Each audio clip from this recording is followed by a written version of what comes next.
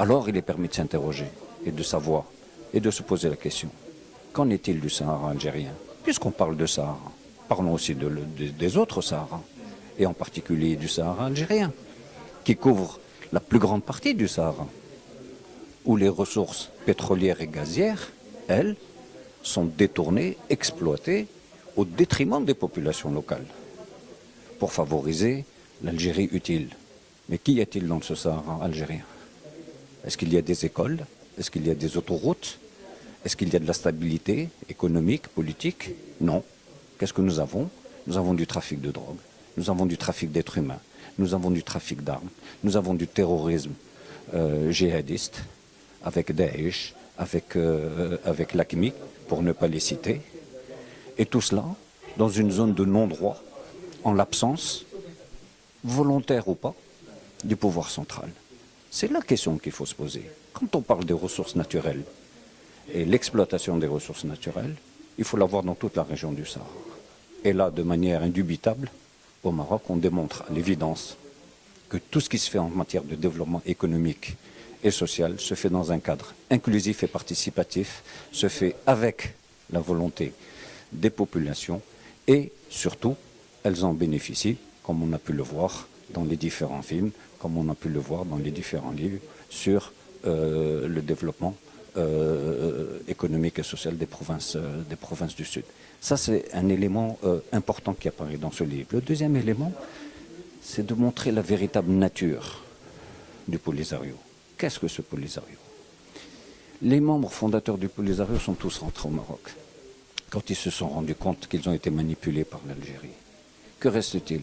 Il reste un homme qui est à la tête d'une organisation militaire depuis plus de 40 ans, qui est réélu plus de 13 fois, sans adversaire politique. C'est beaucoup plus simple, c'est très démocratique pour utiliser de manière familière, avec des scores incroyables, 98%, 99%, qui rappellent les scores dans des pays pour qui la démocratie n'est pas le modèle de gouvernance principal. Quelqu'un qui utilise le népotisme et l'enrichissement pour lui, sa famille et une partie de sa tribu au détriment des populations des camps. Des camps où on ne sait pas qui il y a, parce que l'Algérie, au mépris et en violation du droit international, refuse au HCR de recenser les populations dans les camps. On sait qu'il y a des Algériens, puisqu'ils ont voté pour les élections présidentielles algériennes. On sait qu'il y a des Mauritaniens, parce qu'ils ont voté pour les élections présidentielles. On sait qu'il y a des Touaregs. Alors, quand on parle ensuite d'aide humanitaire, est-ce que cette aide, avons-nous aujourd'hui la preuve que cette aide est remise aux véritables bénéficiaires, en l'occurrence des gens du Sahara occidental? La réponse est forcément non.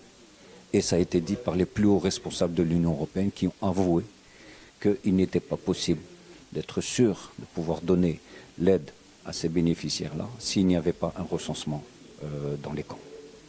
Et les camps où des citoyens européens ont été kidnappés et libérés avec des rançons, contre des rançons, des camps où nous avons des gens qui vont faire du trafic de drogue, comme ça s'est passé il y a une quinzaine de jours en Mauritanie, où les autorités mauritaniennes ont arrêté un groupe composé de 8 membres du Polisario, avec 1,3 tonne de cannabis. C'est très très grave.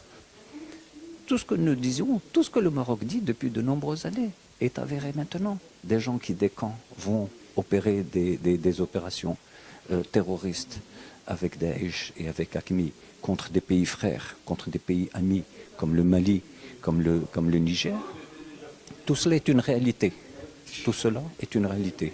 Nous avons aujourd'hui maintenant, dans tout ce Sahara, nous avons un îlot de stabilité économique et politique, économique et sociale, qui est le Sahara marocain. Parce que le Sahara marocain, c'est la profondeur, c'est le territoire marocain où nous sommes hérités d'un Maroc, d'un État vieux de plus de 14 siècles.